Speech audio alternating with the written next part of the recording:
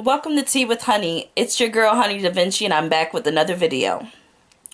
So today I'll be doing another segment of the review and I'll be covering Love and Hip Hop Atlanta Season 9 Episode 6. So the episode starts right off where it left off at with KK spilling the beans on Cheyenne.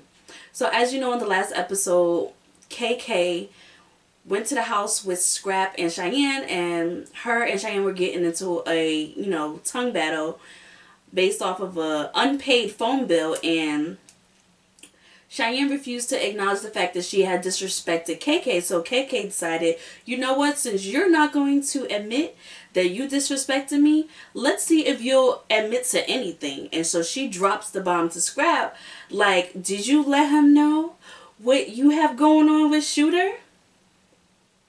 And girl, you could have just seen the look just drop on her face. She was shocked. You could tell she was so mad that KK said something. So, KK's like, did you let him know? And Scrap is like, should I know what? Like, I want to know. And Cheyenne's like, I don't think it was your place to even say anything. And KK's like, let him know that you've been dating Shooter for over a year and a half. So that's when I feel like it wasn't the fact that she was dating Shooter and didn't say anything. I think it was the fact that she's been dating Shooter for over a year and a half and didn't say anything. Because, Scrap was going off about how me and this man is about to go into business, girl. You're my sister. You know what I mean? So why are y'all keeping this a secret? Clearly, y'all are keeping it a secret because you don't matter to him. So why would I want to go into business with a man who's dogging out my sister? Like, this is messy. I don't want to be a part of this. You know what I mean? And Cheyenne's just so hell-bent on, she doesn't want to say anything, she doesn't want to say anything, she doesn't want to say anything. And ultimately, she's just out here getting played.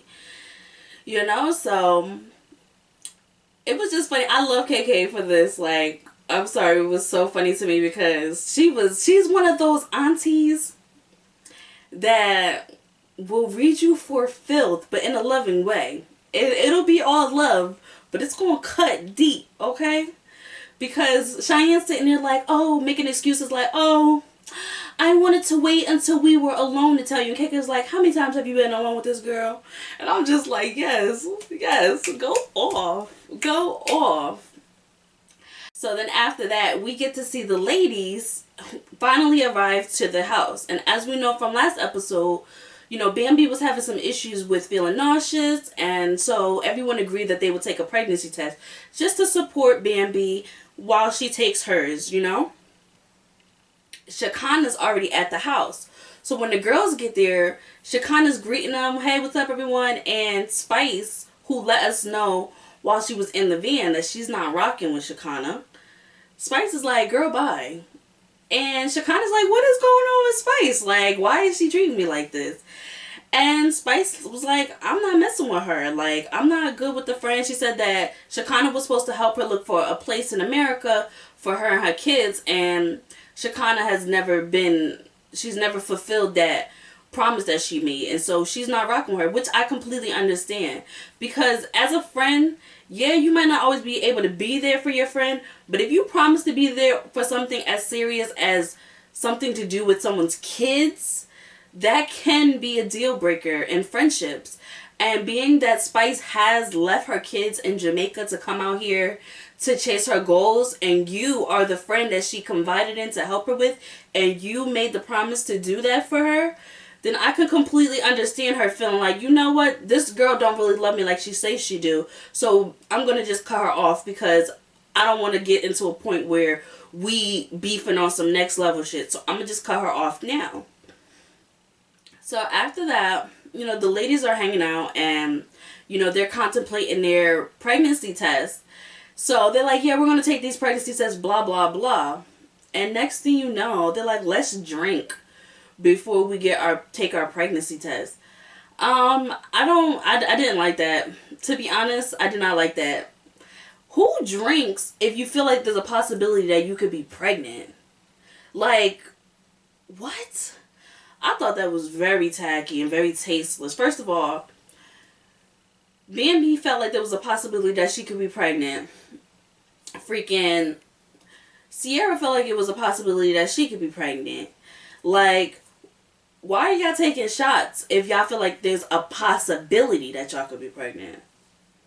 Like, make it make sense.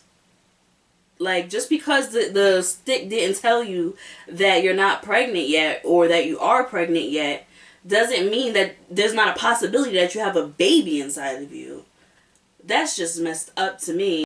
So Shikana's like, what is going on with Spice? Like, why is she not kicking it with us? Like, what is going on? Why is she treating me like this? And so the girls let her know that Spice isn't rocking with her because she wasn't being there for her and making promises and not keeping them. So that's when, you know, Shikana's blaming Karlie for the fact that she wasn't there for Spice. And I feel like Spice is one of those loyal friends, but she's one of those loyal friends that's not going to tolerate any and everything from any and everyone. Spice is one of those friends, I'm going to be a good friend to you, but I expect you to be a good friend to me as well. Otherwise, I'm just going to dead it. And so she let... When Karlie went upstairs to go grab Spice and brought her downstairs, Spice let her know right away, like, yo, Shikana, why are you antagonizing me? Like, I already told you, like, I'm not beat for you right now.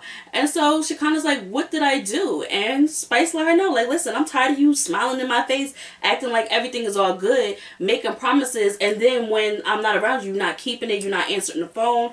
When I'm calling you, letting you know that I'm here, you're not answering the phone, and you're supposed to be helping me look for a house for my kids. And so she let her know, I don't want to be your friend no more because of it. Period. Period, point blank.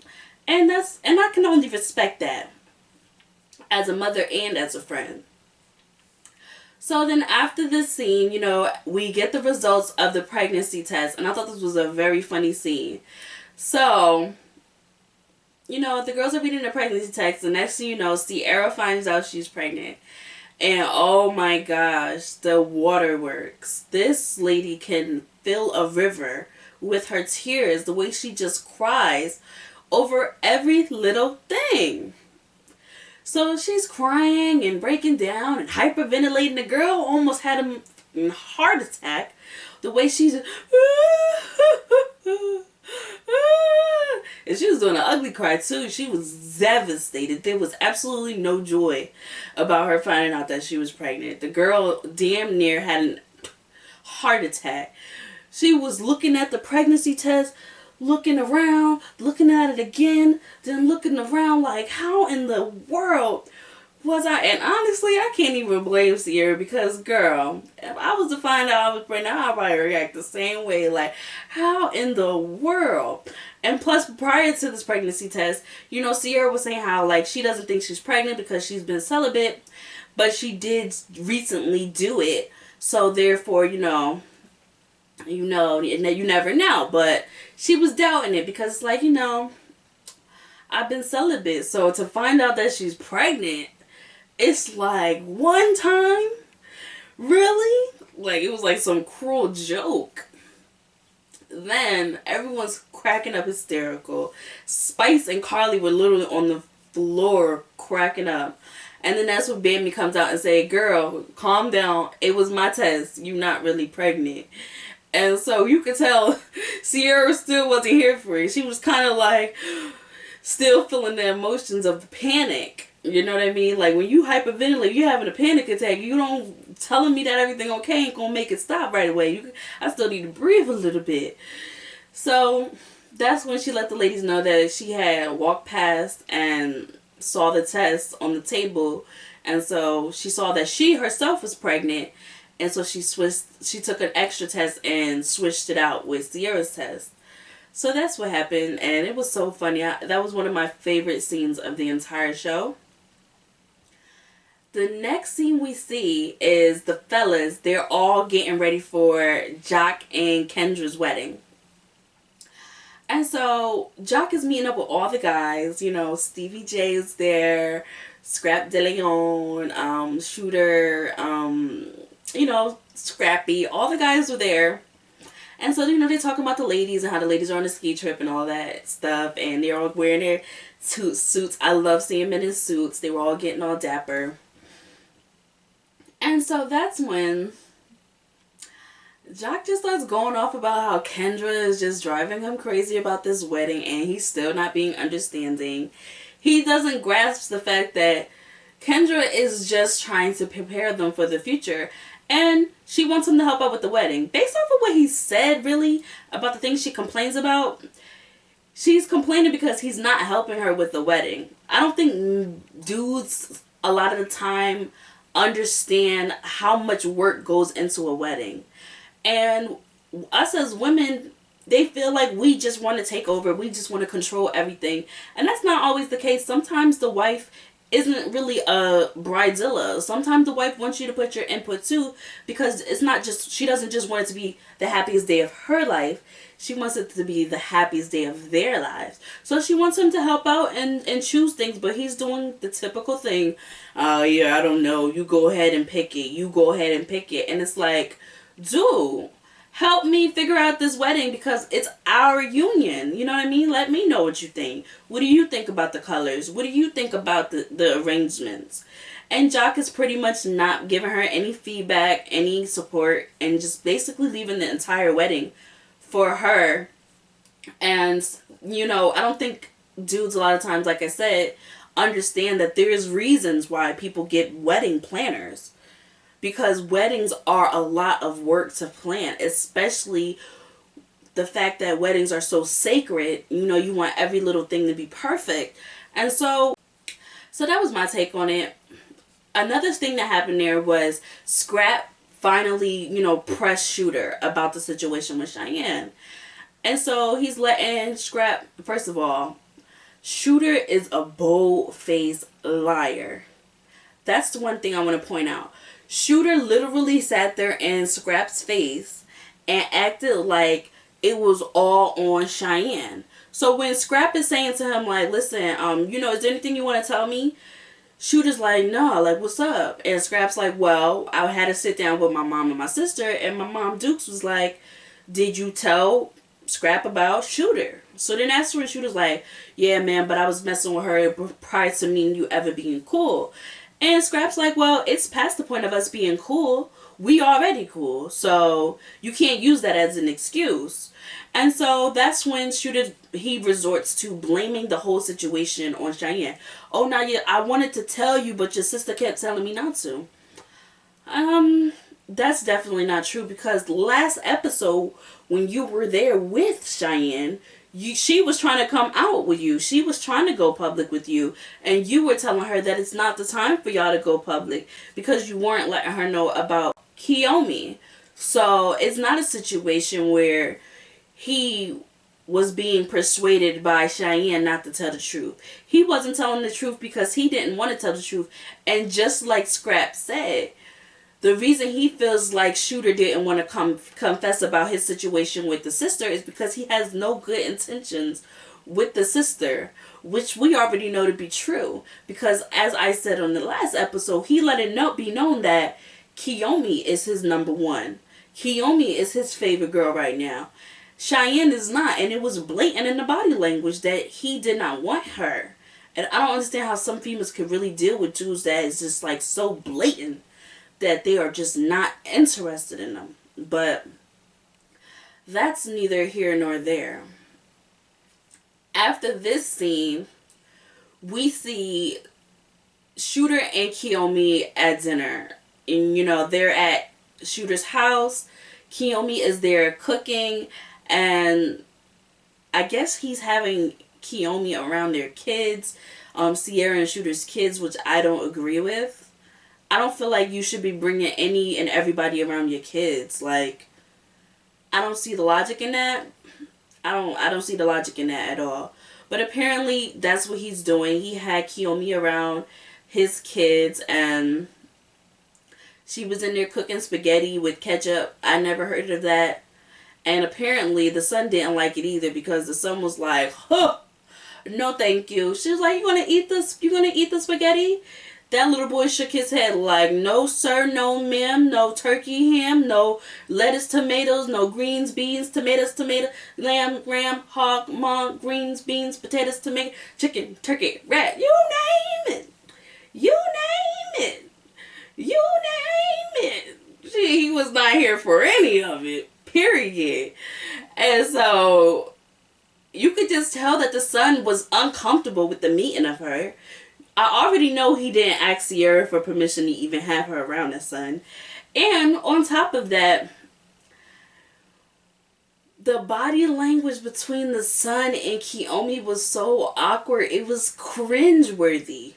I was cringing at how clearly uncomfortable the son is. And clearly, she's staying the night over there.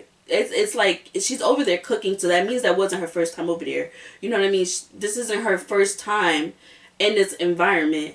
And so you got this lady around your child and your child is clearly uncomfortable.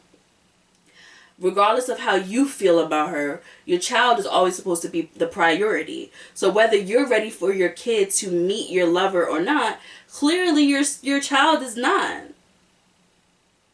And so it made no sense for him to continue with the interaction between the two. And she's sitting there like, don't worry, I don't get my feelings hurt easily. We'll figure it out. We'll find something that you like. He don't like you. Lady, give that little boy some space. Like, give him some time. Like, wean him in. Like, how long have you been dating her, Shooter? Clearly not long. Because you were just with other women last season. So, you already got her around your kids? Cooking for your kids? That was a little bit much. The next thing that I want to talk about is the ladies. When it cuts over to the ladies, you know, they're obviously still at the mansion at the ski resort. And so they're all in the kitchen. You could tell it's like the morning. Everybody's just getting up, hanging out in the kitchen. Karlie's cooking. And so, you know, Sierra's talking about how she still was stressed out overnight about the fact that she was, you know, told that she was pregnant, even though she found out that she wasn't really pregnant and it was a prank. She was still stressed out. And so Spice is asking her, like, well, why were you so upset about the fact that you could have been pregnant? You and BK have been together for a minute now. Like, what's the problem? And so, you know, Sierra's just like not really giving a clear answer, but you can tell like it's like something she wants to say, but she's not saying it. And so Karlie just asked her, like, do you feel like you're wasting your time? And so Sierra really didn't give any clear answers, but we kind of got the feeling that she does feel like she's wasting her time. And so that's when Shikana starts talking about how she don't mess with dudes. She not rocking with no dudes. And all that. And prior to Shikana saying this, Karlie was telling Shikana that, you know, you need a man. Girl, you need to get you a man so you can stay out of everyone's business. So Shikana broke down how the reason that she's not looking for a man, the reason that she's not dating no men, the reason that she's celibate is because you cannot trust these men a lot of the time. You can't. And she talked about how she went through her domestic abuse situation. She went through mental and physical abuse with men, and she just talked about the things that women go through. You know what I mean? Like, you could be doing all these things. You could be the best cook, the best lover, the best therapist. You can be the best supporter. You can be the most agile. You can be a freaking gym. You could be a gymnast. Put your legs behind your head. You could do splits. You can do the works. You can make sure that man builds himself a Fortune 500 company. You can do everything to uplift the man. You can be this man's spiritual lifter. Like, you can be any and everything to a man, and that man can still dog you out. Do you dirty. Do you greasy. You know what I mean? And she was saying how those are the reasons why she does not rock with these dudes. She don't play with these dudes. And she said, instead of telling me I need to get a man, instead of telling me I need to find a man, you don't need to tell me that, because what I need is for God to work on me and to help me with what I got going on. And that was some facts. You know what I mean? She said some real stuff. And she was talking about how us women are literally raised from children to believe that you're nothing if you don't have a man. I see it all the time. If you don't have a man and you say something, people will drag you just for not having a man. You know what I mean? You could give someone some great advice, but if you ain't got a man, oh, she just saying that because she ain't got a man. She ain't got a man. And you're brought up to believe that if you don't have a man, it's something wrong with you. It's something wrong with who you are. You're not a good enough woman. It's something you're not doing. And you could literally be doing it all. You could literally be the best. You could literally. If a man doesn't want to be faithful, he's not going to be. And it has absolutely nothing to do with you. Okay? It has everything to do with him and his preference. And what standards he holds himself to. What levels he can reach. He might not even be able to reach the level of man that you want him to be. You might want a man who's going to love you, support you, be there for you, and care for you. And that could be it. He ain't got to have the nicest cars. He ain't got to have a big house. He ain't even got to be established. Y'all could work on it together. And that man might not even have it in him to reach that level.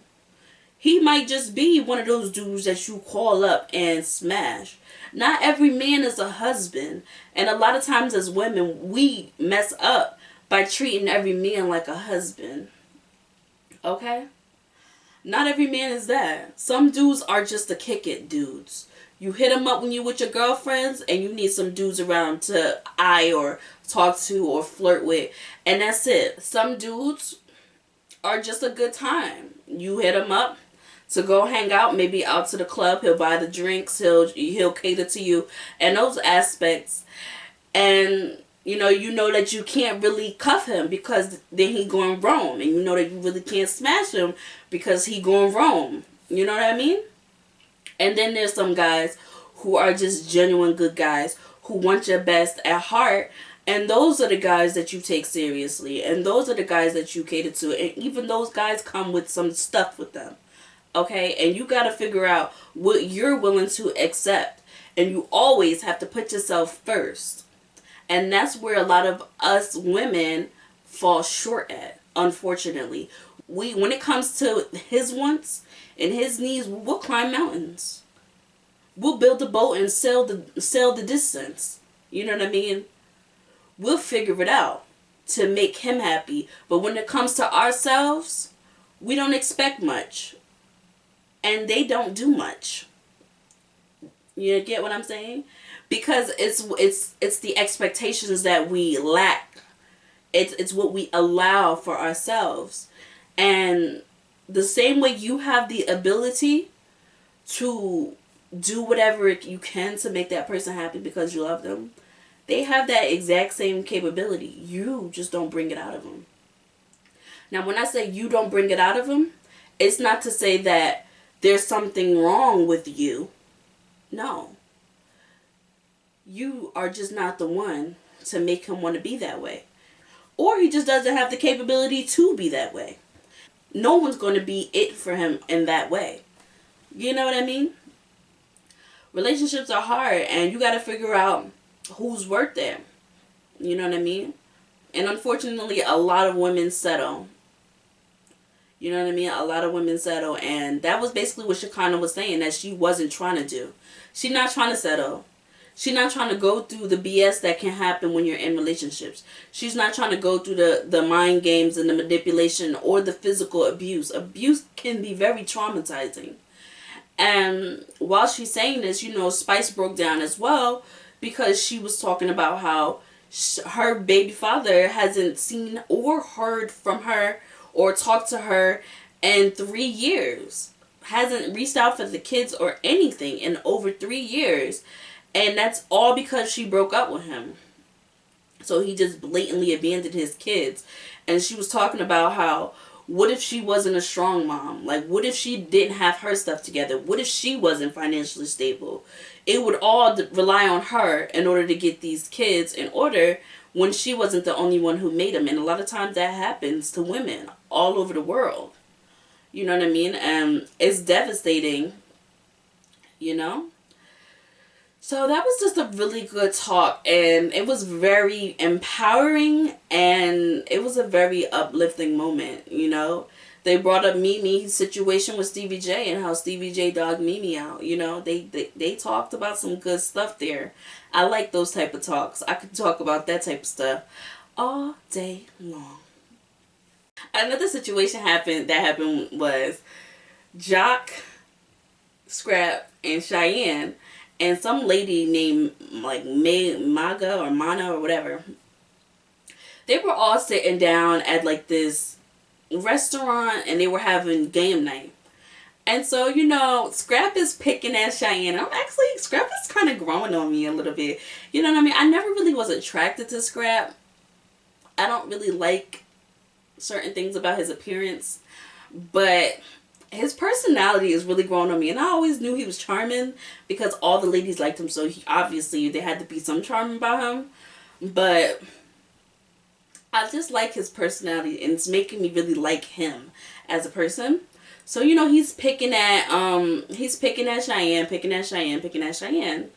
about this whole shooter situation. And so, you know, Jock is like, what's going on? He's like, well, did you tell him?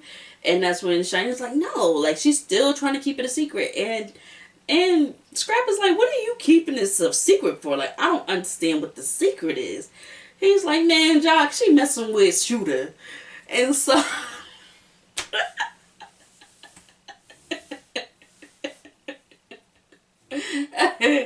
oh my gosh. Yo, Cheyenne can't catch a break, yo. She cannot. First of all, she had KK drop the bomb to Scrap, and now she had her jaw on the floor. Now she got Scrap dropping the bomb to Jock, and Jock's like, well, dang, for real? Well, I don't know if you know he gonna be here tonight.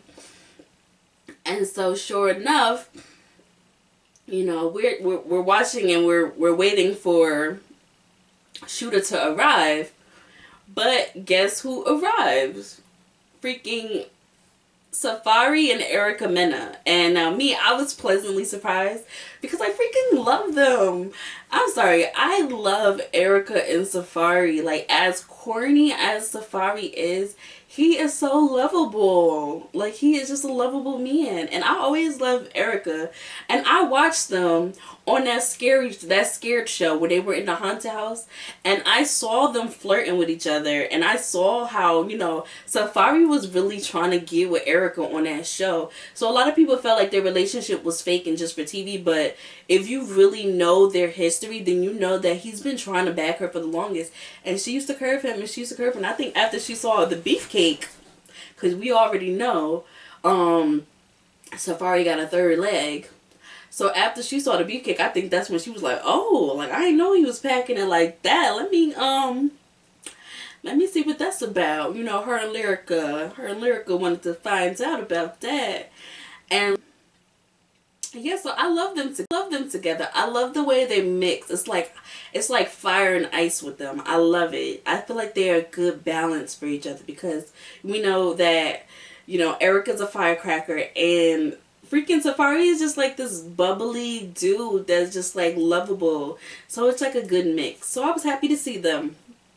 You know, they moved to Atlanta last season on Love and Hip Hop New York once they had the baby. So that's why they're here now. And so, as we're all getting excited about the fact that Erica and Safarree are here, next thing you know, Shooter walks in with Kyomi. Oh my gosh. Yo, if I was Cheyenne, I would have been so, like, humiliated.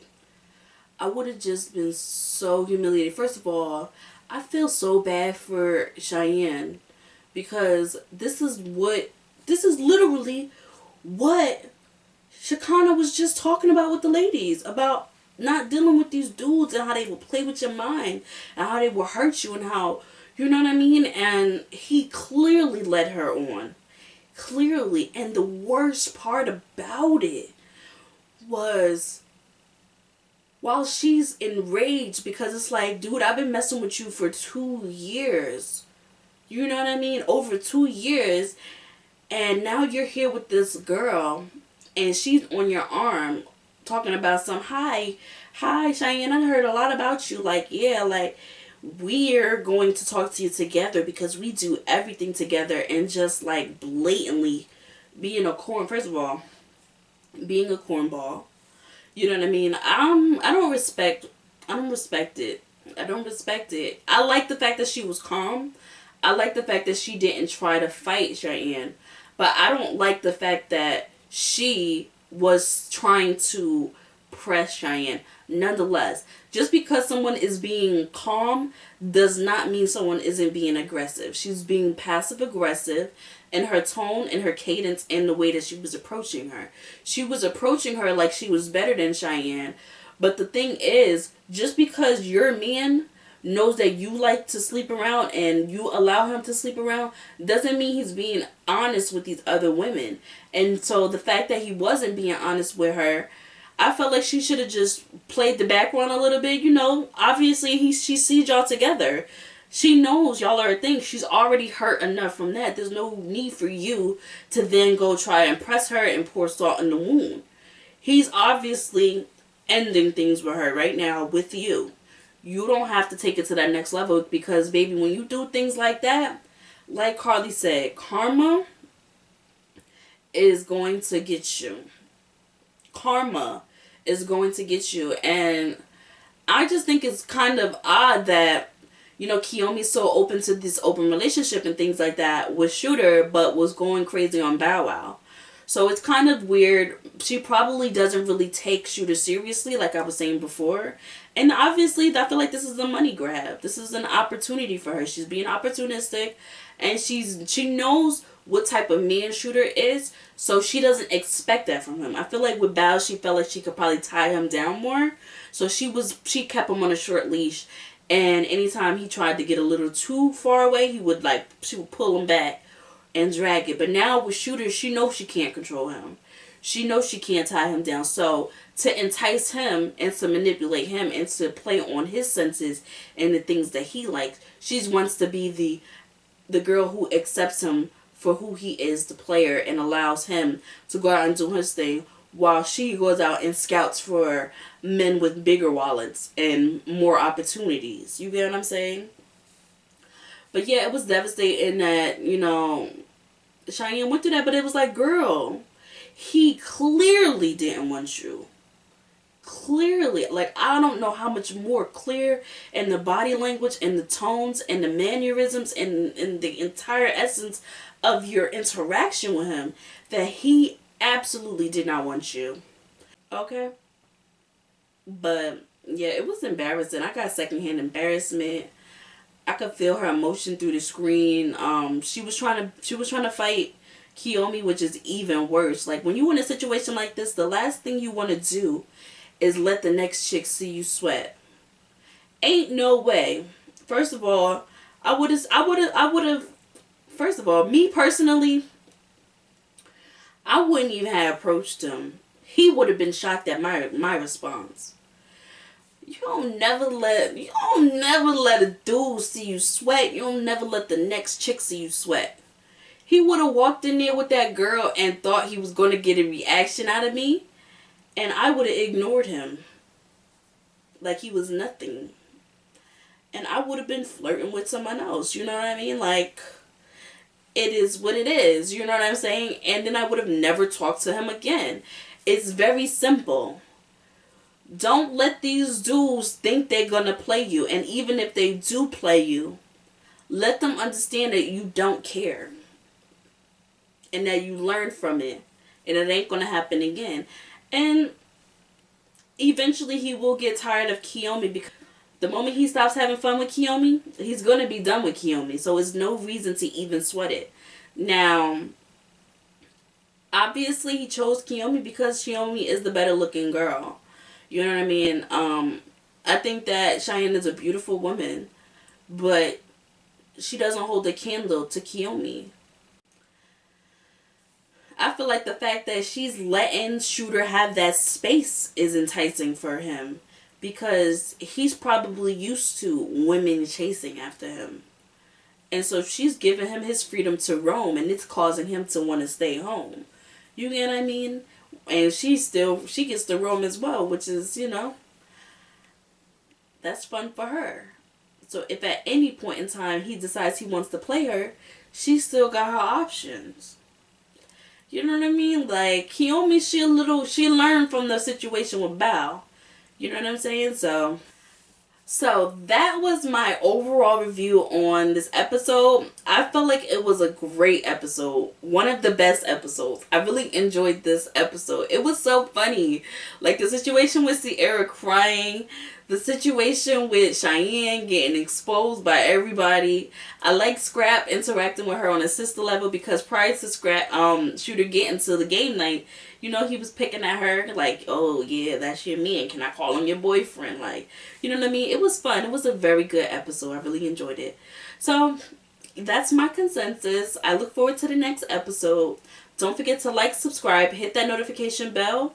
And I'll see you guys on the next video. Thank you guys so much. Love you guys so much. And you guys have a great night.